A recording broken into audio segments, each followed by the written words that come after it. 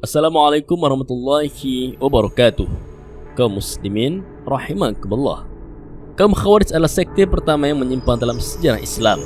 Di antara akidah kaum Khawarij adalah menganggap kafirnya kaum muslimin pelaku dosa besar dan meyakini bahwa mereka kekal di neraka. Demikian ciri khas kaum Khawarij, yaitu terlalu mudah memvonis kafir kepada seorang muslim. Bahkan di zaman Ali bin Abi Thalib dahulu, mereka mengkafirkan Ali bin Abi Thalib menjadi khalifah dan juga mengkafirkan kaum muslimin yang tidak setuju dengan pendapat mereka. Bahkan sebelumnya mereka telah membangun pemberontakan terhadap Khalifah Utsman bin Affan radhiyallahu anhu yang menyebabkan terbunuhnya Utsman. Namun Abdullah bin Abbas radhiyallahu anhuma, seorang ulama yang faqih di kalangan para sahabat Nabi, merasa perlu untuk berbicara dengan mereka dalam rangka mendebat mereka dan mematahkan argumen mereka supaya mereka kembali ke jalan yang benar. Dan bagaimana kisahnya? Tonton terus video ini hingga selesai untuk mengetahui kisah selengkapnya. Diriwayatkan dari Abdullah bin Abbas, ia berkata, ketika orang-orang Khawarij atau Haduriyah mengasingkan diri, mereka berdiam di rumah mereka. Aku berkata kepada Ali, wahai Amirul Mukminin, tundalah melaksanakan sholat zuhur hingga hari teduh.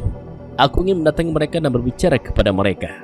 Ali berkata, apakah engkau akan membuat mereka takut? Aku jawab, insyaallah tidak. Kemudian aku memakai pakaian Yaman yang aku miliki. Kemudian aku menemui mereka. Ketika itu mereka sedang tidur siang. Aku tidak pernah melihat orang yang lebih bersungguh-sungguh daripada mereka. Tangan-tangan mereka seperti tangan-tangan unta. Pada wajah mereka terdapat bekas-bekas sujud. Lalu aku masuk menemui mereka. Mereka berkata, selamat datang wahai Ibnu Abbas. Apa yang membuatmu datang? Aku menjawab, aku datang untuk bercerita kepada kamu tentang sahabat Rasulullah SAW. Wahyu turunan mereka orang yang paling mengerti tentang takwilnya. Ada di antara mereka yang berkata, jangan engkau menceritakannya.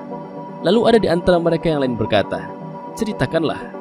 Aku pun berkata, beritahukanlah kepadaku apa yang membuat kamu marah kepada anak paman Rasulullah, Ali bin Abi Thalib, menantunya dan orang yang pertama beriman, sedangkan para sahabat Rasulullah bersamanya.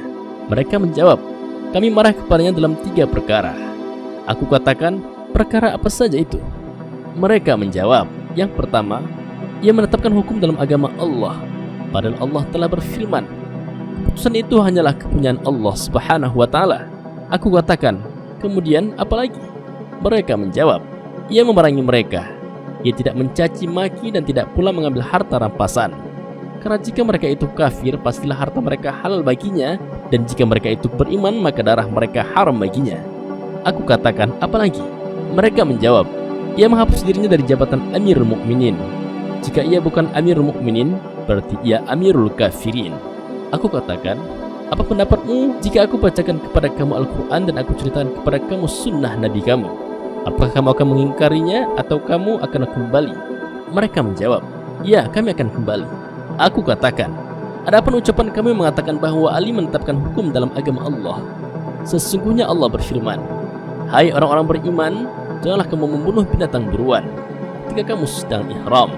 Barang siapa di antara kamu membunuhnya dengan sengaja, maka dendanya ialah mengganti dengan binatang ternak seimbang dengan buruan yang dibunuhnya, menurut putusan 2 orang yang adil di antara kamu.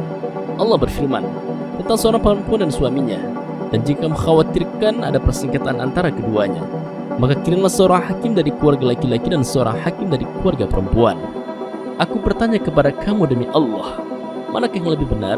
Hukum menetapkan manusia tentang jiwa dan perdamaian di antara mereka, atau hukum menetapkan manusia dalam masalah kelinci yang harganya 1/4 dirham?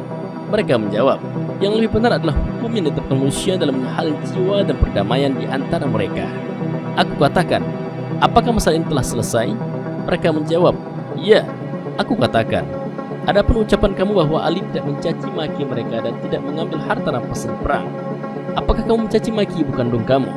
Atau adakah kamu menghalalkan darah ibu kandung kamu sebagaimana kamu menghalalkan darah orang lain? Jika itu kamu lakukan, sungguh kamu telah kafir. Jika kamu mengatakan bahwa Aisyah itu bukan ibu kamu, maka sungguh kamu telah kafir dan telah keluar dari Islam. Karena sungguhnya Allah telah berfirman, Nabi itu hendaknya lebih utama bagi orang-orang mukmin dari diri mereka sendiri, dan istri-istrinya adalah ibu-ibu mereka. Kamu berada di antara 2 kesesatan. Pilihlah kesesatan mana yang kamu inginkan. Apakah masalah ini telah selesai? Mereka menjawab, iya.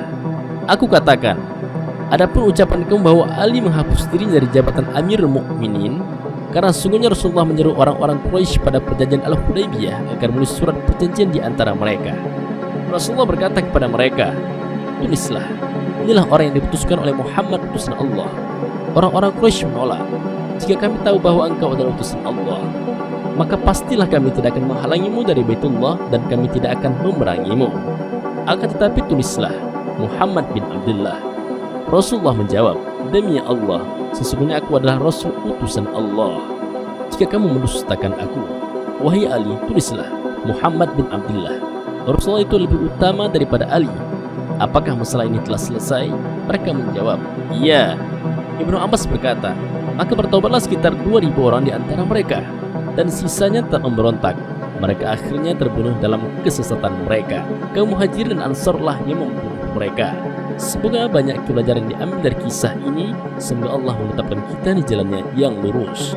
Wallahu a'lam bissawab. Wassalamualaikum warahmatullahi wabarakatuh.